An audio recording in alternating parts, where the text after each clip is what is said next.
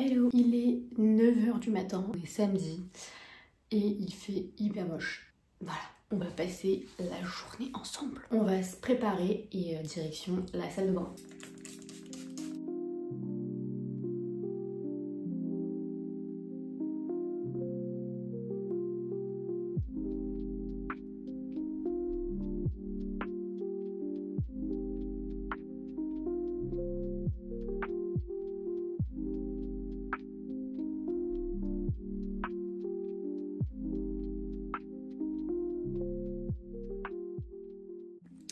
C'est bon, j'ai terminé mon petit make-up.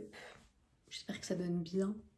En parlant de make-up, j'ai acheté ces deux trucs. Franchement, vraiment pas ouf. Je sais qu'il y en a beaucoup qui aimaient le NYX Air With Me, mais franchement, je trouve qu'il file dans les ridules, il est pas fou. Je trouve qu'il est pas hyper couvant. Et moi qui kiffe les trucs couvants, j'avoue que pas ouf. Après, peut-être qu'il m'était pas destiné. Et le truc Milk, alors lui... Non mais je sais pas qui a dit que ce truc était bien. Il a une odeur de jouet pour enfants. Il est minuscule pour le prix. En plus il est hyper cher. Ok, il dure longtemps. C'est pas le meilleur bronzer crème de tous les temps, je pense. Et je trouve qu'il a du mal à s'étaler. C'est affreux. Enfin bref.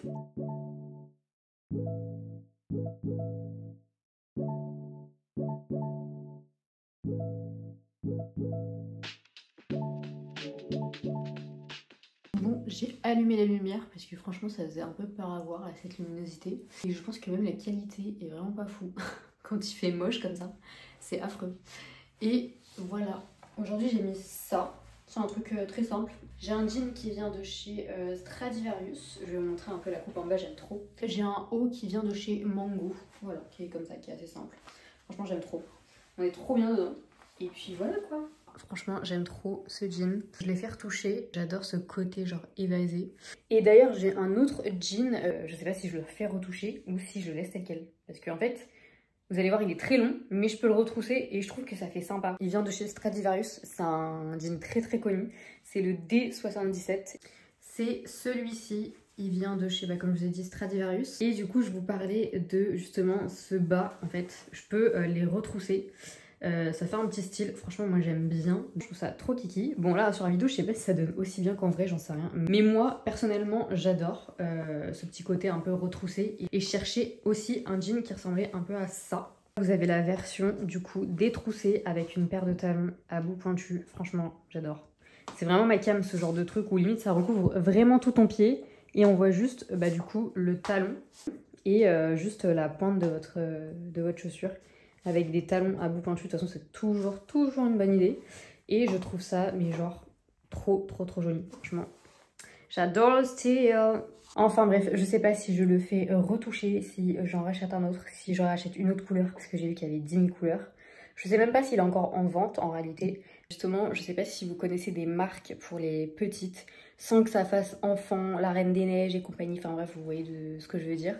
Je sais que Stradivarius vend des jeans du coup pour les petites, mais pour autant, vous voyez, là c'est pas un jean pour petites, genre les vraies petites, genre pas les 1m60. On parle des ultra mini en fait. 1m50 les gars, genre vraiment oui ça existe.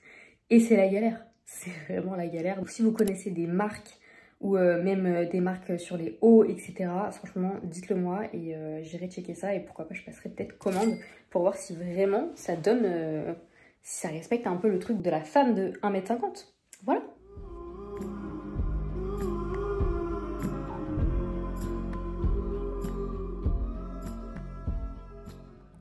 Je suis enfin posée, j'ai pris mon petit thé et en ce moment j'adore manger ce genre de truc. Les Crisp Rolls. Genre j'ai pris le truc complet. Franchement ça va pour ceux qui sont pas très sucrés comme moi. Et je me suis dit je vais rester sur une bonne lancée dès 2025 quoi. On réduit le sucre. Voilà. Mais je kiffe parce que ça croustille de fou genre. Je sais pas s'il y a des gens qui aiment ça, mais moi j'adore tout ce qui croustille. Limite ça me casse les dents. Vous voyez le pain bien grillé, bien croustillant. Oh là là, je peux mourir pour ça. Genre j'adore. Et ça avec du beurre, mais du beurre dur. Genre un beurre pas mou. Je sais pas si vous voyez ce que je veux dire. Genre ces tartines qui croustillent de fou avec du beurre dur. Pas du beurre mou. Genre voilà, ça c'est mon kiff. Après j'aime bien les trucs sucrés, mais ça en ce moment, j'aime trop. J'aime trop. Pour les gens qui aiment les trucs qui croustillent, tester c'est divin. Aujourd'hui, on va passer une journée de flemmarde. Voilà, il va rien se passer.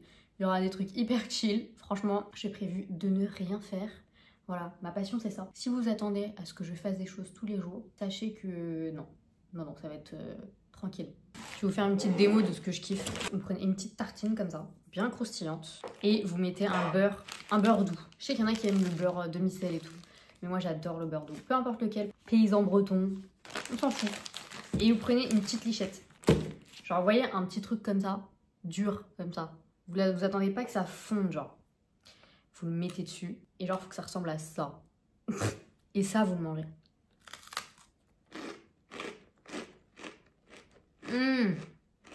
Vous entendez comment ça croustille? C'est ça. Ça, j'adore. Et on recommence. À la fin, vous avez bouffé tout le beurre. C'est pas grave. On est là pour kiffer. On est là pour kiffer. Merde, j'ai carrément niqué le beurre là. Même cette taille là, on s'en fout. Vous mettez sur votre tartine. Vous galérez à l'étaler parce que c'est un enfer. Mais c'est ça le truc. Vous voyez?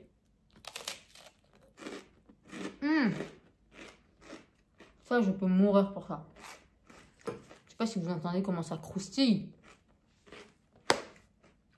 Tellement bon. Tellement bon.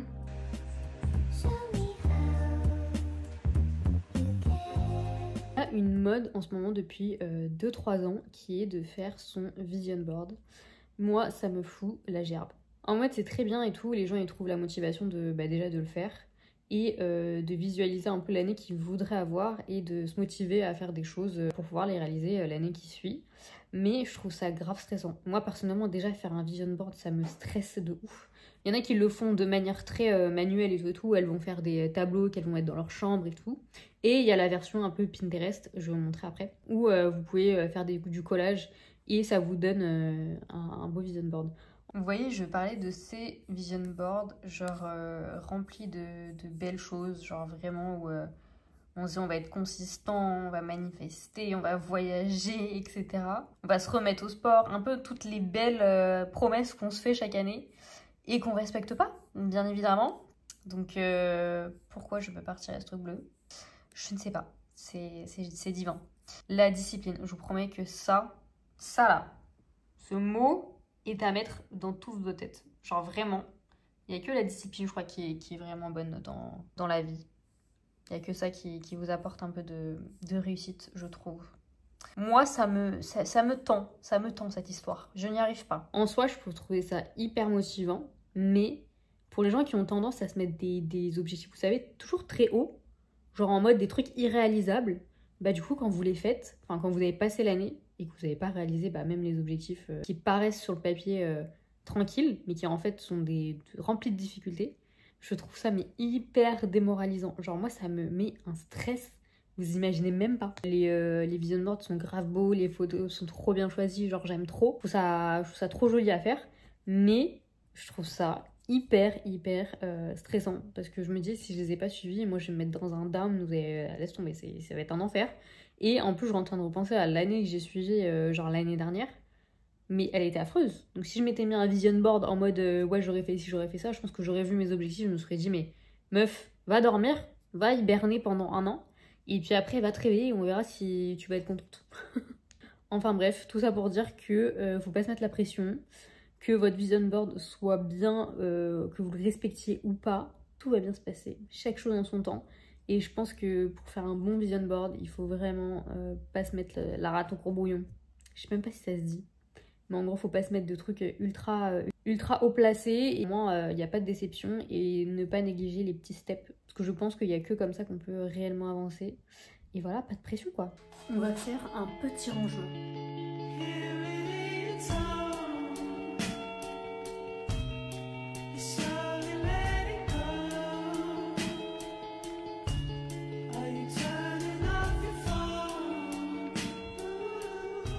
Faut savoir que mon chat est claustrophobe. Pas claustrophobe, c'est plus elle n'aime pas être sous les endroits confinés. Pour un chat, franchement, je trouve que c'est un comble. Nouvelle chose que j'ai découverte, c'est le scrapbooking. Il y a une influenceuse qui s'appelle Yasmine Golocho-Glova. Elle fait des trop beaux trucs scrapbooking. Pourtant, moi, je suis pas manuelle. Et je sais pas, ça m'a hypé. C'est un peu le truc du vision board, je vous avoue. Mais en plus chill. Moins côté objectif, mais plus centré sur les souvenirs. Vous voyez ce que je veux dire? C'est genre, en gros, on s'en fout si on les a réalisés. Et si on les a réalisés, on peut en faire une belle petite page. Et il fut un temps, moi aussi, j'étais une reine du scrapbooking dans mon journal intime qui date de ma primaire. Voilà, les Wings. J'étais une fanatique de ce truc. Je vais pas vous les dire, mais je vais vous montrer quelques trucs qui m'ont fait grandement rire. Parce que c'est là qu'on se dit, on était vraiment à côté de la plaque. Voilà ce que je faisais comme scrapbooking. Voilà, j'imprimais des gifs ou des images de MSN, je crois, et que je collais dedans. Et j'écrivais mon journal intime, c'est là-dedans que j'ai écrit tous mes secrets, j'écris toute ma vie et mes embrouilles. Voilà, je mets mes amis. Voilà, il n'y a pas de famille, il n'y a rien. Et franchement, on adore. Les trucs sont pixelisés. Je sais pas si vous voyez, mais c'était des gifs qui bougeaient. Et je les adorais. Je me suis dit, si je les imprime, ça va être trop beau. C'est mignon en vrai. Mais voilà, c'est un peu les prémices du scrapbooking, quoi. Alors là, mon dieu. J'étais amoureuse de Bruno de Secret Story. Genre, peut-être pas amoureuse, mais je le trouvais ultra beau.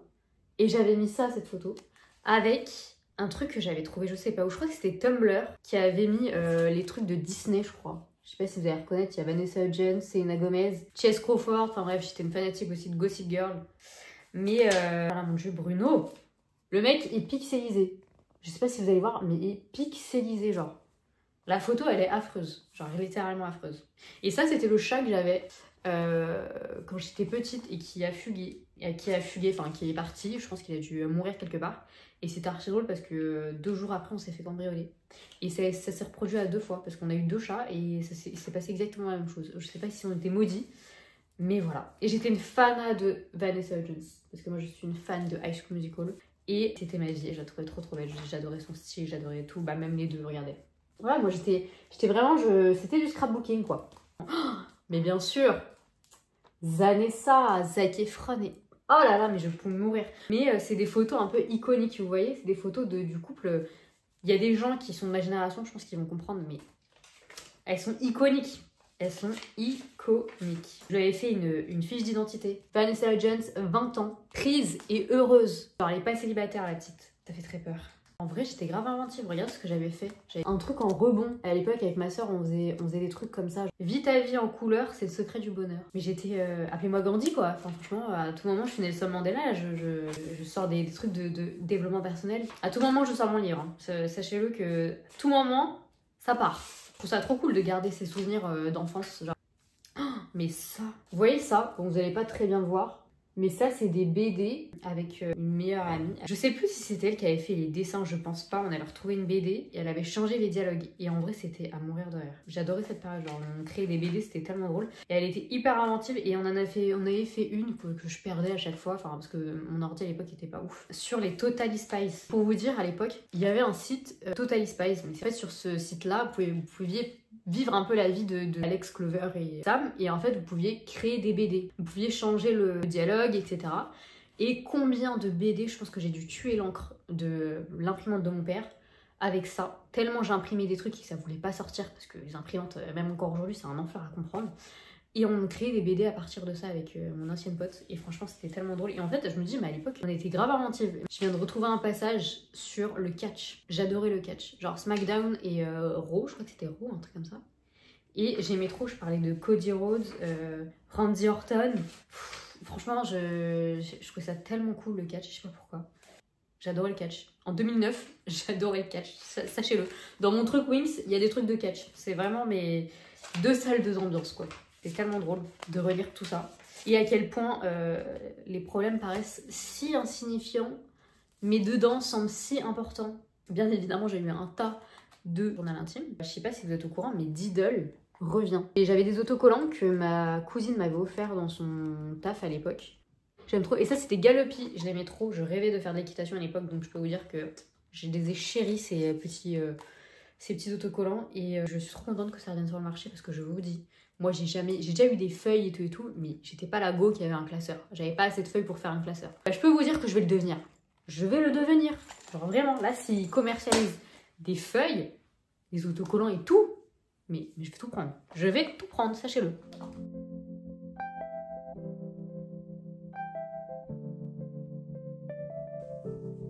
On se retrouve le soir. Heureusement que j'ai une lampe de chevet parce que il fait nuit noire là actuellement, il est 18 h. Sinon j'aurais dû allumer la grosse lampe, mais enfin la grosse lumière du salon, mais flemme.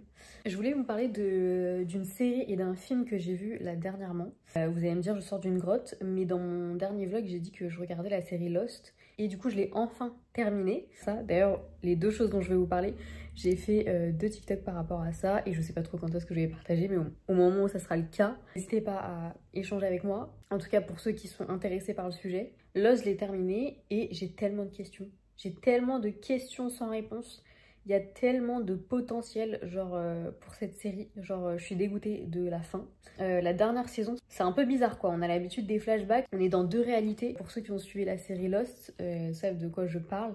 Mais il y a tellement de questions, genre je comprends pas, genre comment les réalisateurs à l'époque ont pu se dire on va terminer la série comme ça. Genre non, genre en plus la série à l'époque, je me souviens il fallait attendre 6 mois, 1 an avant d'avoir la saison d'après, en sachant qu'il y a eu 6 saisons, donc la série elle a duré quasiment 6-7 ans. Non mais vous pouvez pas laisser les fans comme ça, moi j'aurais pété un boulard, genre vraiment. Et je trouve que la série, franchement, elle avait grave du potentiel au départ et à la fin en fait ça part vraiment un peu en cacahuète. Genre il y a des questions où on se dit mais comment ça peut arriver genre de truc, genre vraiment c'est... Il n'y a plus de fil conducteur en fait et c'est ça qui est dommage avec la série. Mais ouais non franchement j'ai encore trop de questions par rapport au personnage, vous savez même au numéro de l'auto de Hugo Reyes, le projet d'Arma, plein de trucs comme ça. Genre franchement c'est chiant genre de pas avoir de réponse en sachant que c'était une bonne série, enfin le potentiel y était. Genre vraiment ça fout les nerfs. Et la deuxième chose que j'ai regardée il y a pas longtemps, c'est un film d'horreur qui date il y a très longtemps, il est sorti en 2014. Mais c'est le film It Follows. Ça faisait un moment que je voulais le voir. En streaming, j'arrivais pas à le trouver. Enfin bref, on a fini par le prendre sur Amazon Prime. Et franchement, je vous raconte pas la déception. Ce film est hyper bien noté. La bande-annonce est super. Franchement, j'ai kiffé. Et en fait, je regarde le film et je me dis, mais c'est quoi cette bouse? C'est rempli d'interprétations, les plans sont lents. Le film est dur à regarder, je trouve. Et ce film, il m'a fait penser à Smile. Pour ceux qui ont vu Smile, franchement, moi j'ai préféré le deuxième au premier. Mais c'est un film qui est un peu pareil. Pour vous la faire courte, en gros, du coup, dans It Follows, c'est une fille qui, malheureusement, est suivie par une entité et cette entité lui a été refourguée avec un mec, son mec avec qui elle a couché. Et du coup, cette entité peut prendre une forme humaine, donc des gens qu'elle connaît ou des inconnus qui vont la suivre et uniquement elle peut voir cette entité-là. Donc elle se fait poursuivre et le risque c'est qu'elle se fasse toucher et si elle se fait toucher par ces entités, bah en gros elle meurt. Et donc elle est en cavale à chaque fois, donc au début elle est avec ses potes, au début ses potes sont là en mode dubitatif, en mode meuf t'es zinzin. Et il va y avoir un événement qui vont faire qu'ils vont la croire. Sauf que le film, à la fin, en fait, il n'y a pas vraiment de fin. C'est-à-dire que c'est un peu comme dans Lost. C'est-à-dire qu'on ne sait pas si elle est sortie d'affaires, en sachant que elle a des potes, mais on a l'impression qu'elle a pas de famille, cette fille. Enfin, c'est très bizarre. Genre, vraiment, le film démarre sur des auspices très chelous, très angoissantes. Je sais pas, il y a encore plein de questionnements. Et ce film, au-delà de l'interprétation qu'on doit avoir, c'est que la manière de comment c'est monté, c'est hyper lent. Genre, hyper lent et hyper chiant à regarder. Enfin bref, voilà, 2 trucs où perdez pas votre temps en fait, en gros. Perdez pas votre temps, bon, pour Lost, ça date, donc il y a des gens qui vont voir ça de ma génération dans les années 2000. Bah alors ce film, It Follows, non, perdez pas votre temps. Allez regarder d'autres films qui en valent plus la peine, je sais pas, mais ne perdez pas votre temps. Enfin bref, après tout ce monologue de films, de séries, dites-moi les films et les séries que vous aimez. J'aimerais bien savoir, parce que je suis à la recherche de bons films, vous savez, les bons gros dramas qui vous retournent les tripes, ou soit un bon film d'horreur psychologique. J'adore ce genre de film. Si vous en connaissez, dites-le moi en commentaire. Franchement, je serais trop contente de les regarder. Et voilà, là ce soir, je me fais une soirée assez chill. Voilà, je compte me péter le bide avec un McDo. Devant une petite série, je me suis remis à re-regarder How I Met Your Mother. Et j'alterne avec Modern Family. Genre, ça c'est vraiment ma base. Genre, j'aime beaucoup. Et voilà quoi. Je me suis fait livrer un petit McDo.